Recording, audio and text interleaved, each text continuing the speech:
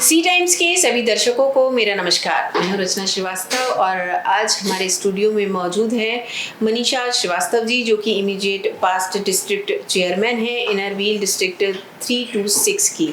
तो आइए बातचीत का सिलसिला शुरू करते हैं। बहुत बहुत स्वागत है मनीषा जी आपका हमारे स्टूडियो में। नमस्कार जी।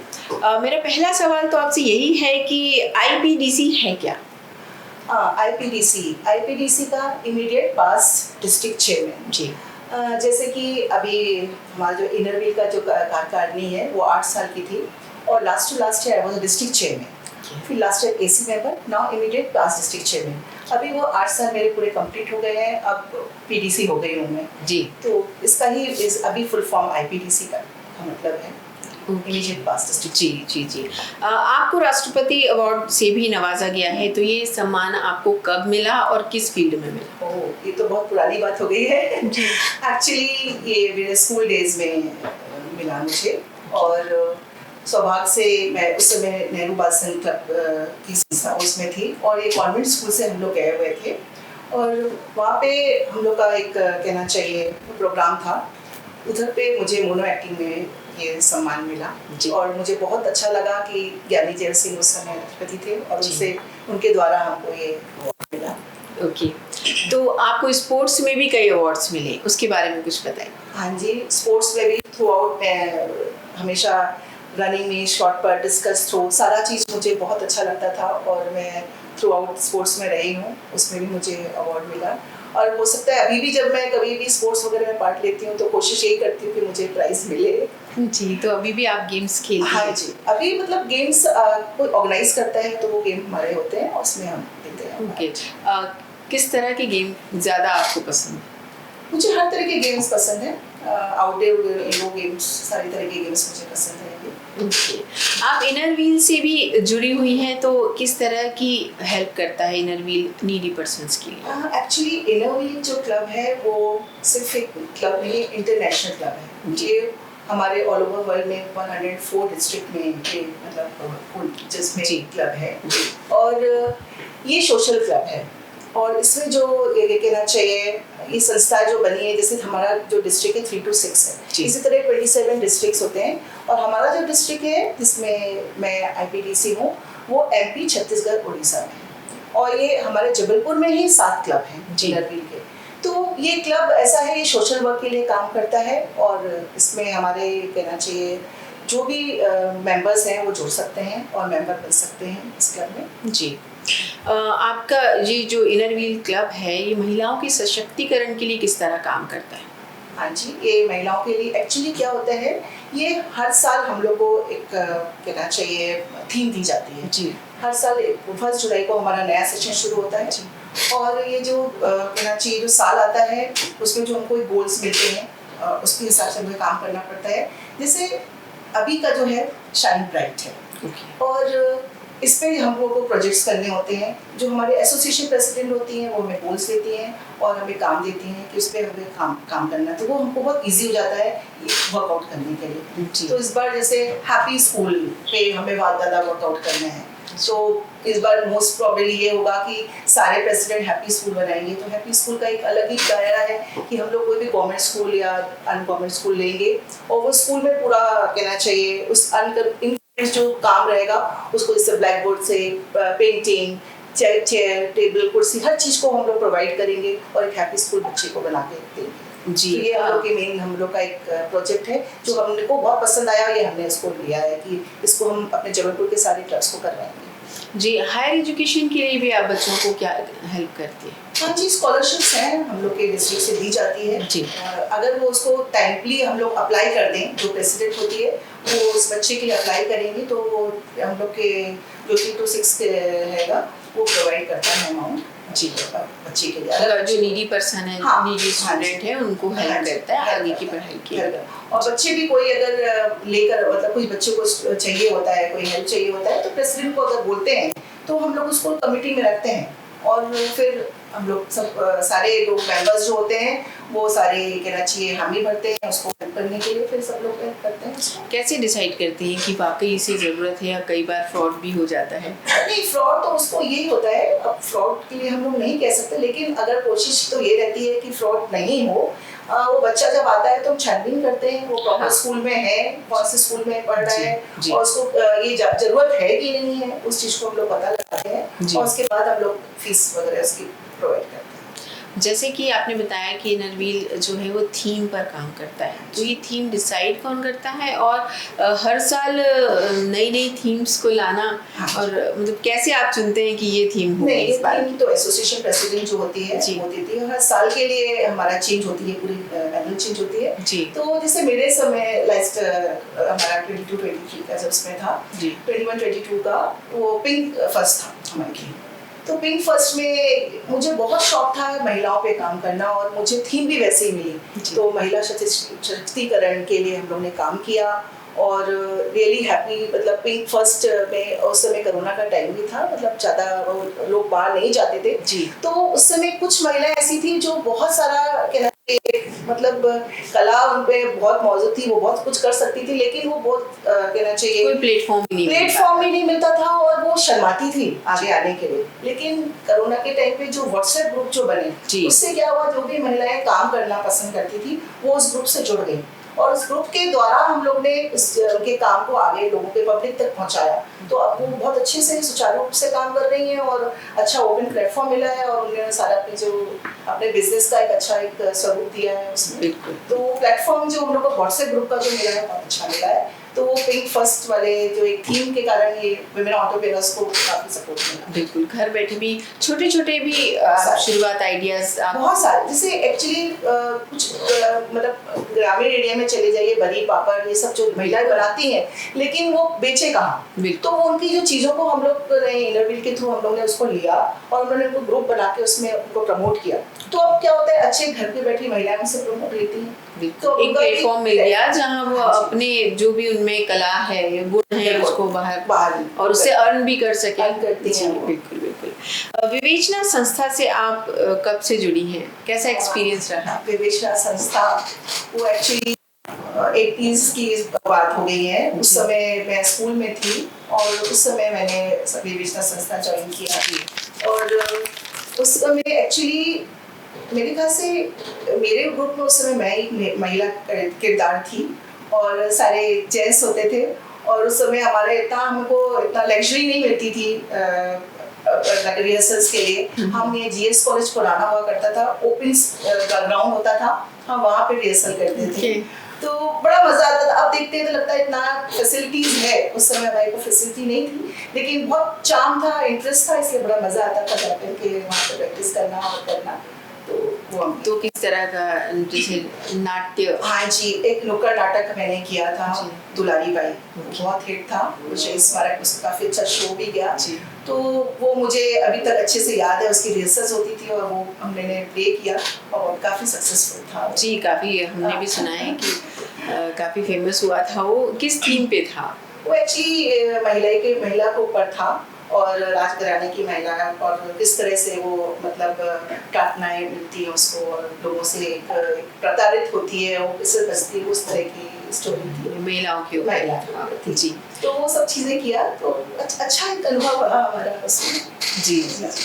तो अकेली महिला होने के नाते कैसा एक्सपीरियंस था? सारे साथ वाले सब पुरुष और आप में? बहुत अच्छा था, बहुत एक फ्रेंडली एटमॉस्फेयर में रहते थे, बहुत इज्जत करते थे, बहुत आदर सत्कार करते थे जी। और बहुत ही सम्मानीय तरीके से रखा हुआ था। वही मतलब महसूस ही नहीं होता था कि मैं अब अजनबियों के साथ काम कर रही हूँ। उस समय बहुत अदब से बहुत ये आप काफी पहले की बात है। हाँ, 80s की बात आप बता रही हैं जैसे 94 जी। आप इस साल की आपकी जो थीम है उसमें आप और क्या क्या करने वाली हैं? हाँ, इस समय का हैप्पी स्कूल का हम लोगों ने सोचा है कि हैप्पी स्कूल पे हम काम करें और हम अपने जबलपुर के सारे जो क्लब के मेंबर्स हैं उनको भी यही इस पे मतलब फोकस करने के लिए बोलेंगे। तो उससे क्या होगा कि मतलब एक जगह बहुत प्रोजेक्ट्स तो बहुत सारे हैं, मतलब हैप्पी स्कूल को हम इसलिए बोलना चाह रहे हैं क्योंकि गवर्नमेंट स्कूल है वो इतने अच्छे से कहना चाहिए सुचारू रूप से काम नहीं कर पाते, मतलब जो एक इंटरेस्टिंग जो चीज़ें नहीं बना पाते।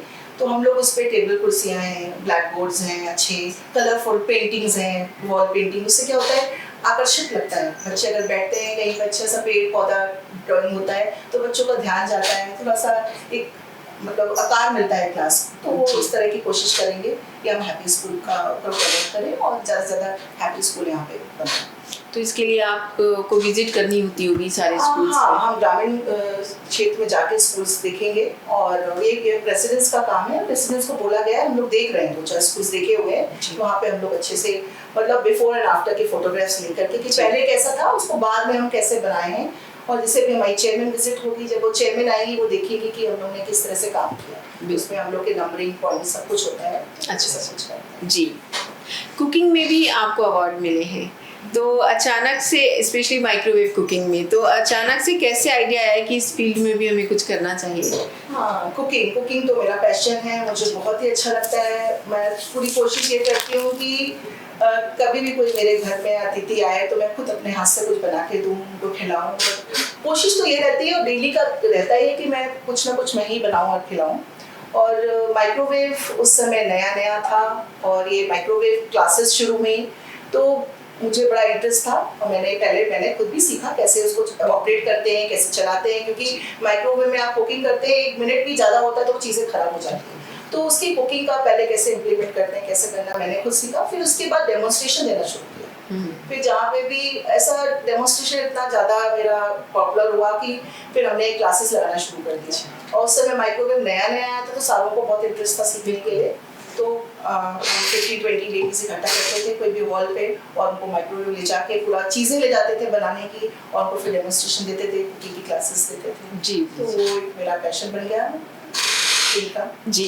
आप गार्डनिंग और होम डेकोरेशन में भी काफ़ी इंटरेस्ट रखती हैं, तो क्या कभी ऐसा ख्याल नहीं आया कि इसको एज ए करियर या इसको एक बिजनेस की तरह हम स्टार्ट करें? बिजनेस की तरह तो नहीं, ये तो मेरा ये भी एक पैशन है, डेकोरेशन और गार्डनिंग। जी। पैशन तो नहीं, पर हाँ कोई मुझसे हेल्प मांगता है तो मैं ज़रूर करती हूँ। और मैं चाहती हूँ कि अगर कोई घर पे आए तो मैं टच अपना ही दूँ, कहना चाहिए थोड़ा सा नेचर को देखते हुए कलर, और कुछ बहुत हैवी डेकोरेशन नहीं करूँ कि उसको हम बाद में बदल ना सकें। हल्का फुल्का रखें ताकि हम चेंज कर सकते हैं। अगर कुछ महंगी चीज़ ले लेते तो आप उसको बार बार चेंज नहीं कर सकते। तो मैं कोशिश ये करती हूँ कि अपने घर में कुछ ऐसी चीज़ें लगाऊं कि उसको हम 2-3 साल में उसको चेंज कर सकें। और टचिंग अपने खुद देना, कर्टन्स हैं, फर्नीचर्स हैं, सारी चीज़ें कुछ मेरे बहुत ही है, मतलब आज इस तरह से इसको यहाँ रखा है तो फिर कल जाके थोड़ा सा चेंज कर देना, इस तरह से कि घर वाले भी आए तो उनको भी दिखे कि एक सा दिखे बोरियत भी लगती है तो खुद भी थोड़ा सा चेंजेस करते हैं। तो ये मुझे थोड़ा सा ये पैशन ही है कहना चाहिए। तो ये थीम बेस होता है या फिर मोस्टली कलर कॉम्बिनेशन? मैं थोड़ा सा थीम बेस्ड ही ले लो, हाँ फेस्टिवल्स में तो उस हिसाब से, पर नॉर्मली जब रखना होता है तो कलर बेस पे रखना कि थीम रखती हो, मतलब थोड़ा सा साइलेंट कलर होना चाहिए, थोड़ा आंखों को स्मूथ लगना चाहिए, लोग अंदर घर के अंदर आए तो उनको वाओ फीलिंग होना चाहिए। तो ये सब चीज़ की थोड़ा सा, मुझे फैला हुआ घर पसंद नहीं होता है और बहुत भरा हुआ घर भी पसंद नहीं होता, तो ये सब थोड़ा सा अपने आप ही सोच कर करना होता है। तो ये सब चीज़ें मेरी हॉबी में बन गया है। और मेरे शायद स्वभाव में ऐसा है कि कहीं मैं देखती हूँ कुछ ऐसी चीज़ें हैं तो मुझे लगता है अगला क्या बोले, पर मैं जाके ठीक भी करने की कोशिश करती हूँ। फिर वो उसको बताती नहीं, थोड़ा सा ऐसा है, थोड़ा डायरेक्शन इस तरह से कर दिया है, फिर वो बोलता नहीं आप ऐसा कर दिया, बहुत अच्छा लग रहा है, इस तरह की चीज़ें अच्छी। तो शायद नेचर में ऐसा आ गया आएगा, तो इस तरह की चीज़ें आ जाती है थोड़ी। जी। किस तरह का डेकोरेशन पसंद करती हैं, ट्रेडिशनल सा या मॉडर्न? ट्रेडिशनल कभी जहाँ पे वो टाइम और वैल्यू, कहाँ पे क्या चीज़ चाहिए। ट्रेडिशनल की ज़रूरत होगी ट्रेडिशनल भी चाहिए होगा, और कहीं मॉडर्न की ज़रूरत होगी तो मॉडर्न भी चाहिए। और वो फिर कभी कभी ये होता है कौन आ रहा है घर पे, तो उस पर भी फिर थोड़ा सा कि अगर वो फीलिंग वाला बंदा आ रहा है, उसको अच्छा लग रहा है, तो उसके हिसाब से डेकोरेट करेंगे ऐसा। जी। एक्चुअली डेकोरेशन तो रोज चेंज नहीं होते, पर कुछ चीज़ें इस तरह से होती हैं जो उनके लिए थोड़ा सा अच्छी। जी। कभी ऐसा हुआ है कि फ्रेंड सर्कल में किसी ने कहा हो कि यार हमें थोड़ा सा आइडियाज़ दो या हमें आकर थोड़ा सा डेकोरेशन बिल्कुल। सुधारिए। बहुत से कुछ फ्रेंड्स होते हैं और वो मानते हैं तो मैं जाके बिल्कुल करती हूँ। कुछ लोगों को मैं खुद भी बोल देती हूँ कि यार मैं आपका ये कहना चाहिए, अगर आपको बुरा ना लगता है तो मैं इसको ऐसे सजेशन करके उनका ठीक करना या तो उनको सजेस्ट करना, उनके साथ मार्केट चले जाना, उनके हिसाब से खरीद लाना। एक हॉबी है, इस तरह से करते हैं। आप गार्डनिंग का भी शौक रखती हैं, तो हाँ जी। Kitchen gardening. किचन गार्डन तो बहुत ज़्यादा उस पर फोकस नहीं करती हूँ, ट्रीज क्योंकि वो जो जगह है, तो किचन गार्डन में कुछ प्लांट्स ऐसे लगाए हैं इनको ज़्यादा मतलब जिसको हम केयर कर सकें, और मैं देखती हूँ कि वो हमको साल में एक बार ही फ्रूट्स देते हैं। तो वो कुछ कहना चाहिए कुछ ऐसे प्लांट्स हैं, लेकिन फ्लावर्स पे ज़्यादा है डेकोरेशन रहता है। फ्लावर्स हैं, सीजनल फ्लावर्स हैं, वो चेंज कर सकते हैं, लगा सकते हैं, तो उससे हमारा डेकोर चेंज हो जाता है। बिल्कुल। तो वो समर विंटर रेनी सीजन के ऊपर कैसे डेकोर करना है वो कर सकते हैं। तो इन्हें काफ़ी व्यस्त रहती हैं आप। हाँ, ये कह लीजिए थोड़ा सा टाइम पास हो जाता है हमारा, इस तरह का ही हॉबी है, तो इसलिए मॉर्निंग और इवनिंग थोड़ा सा टाइम निकाल के इस तरह से हम करते हैं। जी। आप इतना आपका बिजी शेड्यूल है, इतनी सारी फील्ड पे आप काम करती हैं, सोशल एक्टिविस्ट भी हैं, काफ़ी सारा आप स्पोर्ट्स में भी शौक रखती हैं, इसके साथ साथ फैमिली को कैसे मैनेज करती हैं? फैमिली तो पहला कहना चाहिए, फर्स्ट प्रेफरेंस फैमिली को रहता है जी। और उसके बाद ही ये सब काम करते हैं। अब बच्चे भी बड़े हो गए हैं और बहुत कोऑपरेटिव है और शुरू से देख रहे हैं, तो एडजस्टमेंट भी वैसे ही करते हैं। तो मॉर्निंग टाइम मेरी फैमिली का लिए रहता है और कुछ समय मेरा 4 to 6 टाइम जो होता है वो मैंने अपने लिए रखा हुआ है। उस समय मैं बाहर जाती हूँ या फिर कहना चाहिए मेरा जो भी क्लब्स है, बहुत सारे क्लब्स से मैं ज्वाइन भी मतलब अटैच्ड हूँ, तो वो ज़्यादा होता है। तो 4 से 6 का टाइम वो जो मेरा रहता है बाहर, बाकी मेरा फैमिली और फ्रेंड्स के लिए टाइम होता है। फैमिली से कितना सपोर्ट आपको मिला अभी तक? 100% सपोर्ट है। अगर मैं जो हूँ वो फैमिली के ही वजूद हूँ, क्योंकि फैमिली ने सपोर्ट किया है मुझे, तभी मैं कर पाती हूँ यहाँ तक। हाँ जी। तो फैमिली से मेरे हस्बैंड का तो पहले सबसे ज़्यादा 100% सपोर्ट होता है। वो हर चीज़ को उन्होंने मुझे कोऑपरेट किया है और मैं भी कोशिश करती हूँ उनको कोऑपरेट करने के लिए, और फिर बच्चों ने भी वैसे ही देखा है, बच्चे भी वैसे ही कोऑपरेट करते हैं। तो फ्री टाइम में मनीषा जी और क्या करना पसंद करती हैं इसके अलावा? मुझे चिट चैट बहुत पसंद है। मैं फ़ोन पे फ्रेंड्स पे उतना बात नहीं करना पसंद करती हूँ, लेकिन मुझे फिजिकली मिलना बहुत पसंद है। तो हम ग्रुप बना लेते हैं जी। फ्रेंड्स का कि चलो आज बैठते हैं, और इस तरह से हम लोग ग्रुप बना करके बैठ के बात करते हैं।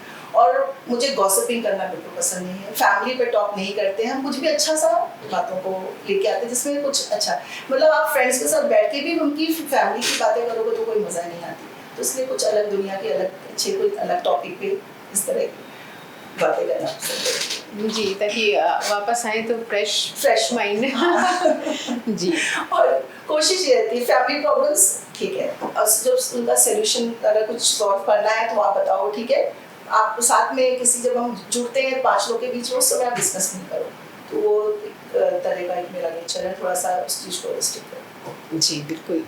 आगे भी आपके फ्यूचर में क्या प्लान्स हैं, कहाँ देखती हैं आप अपने आप?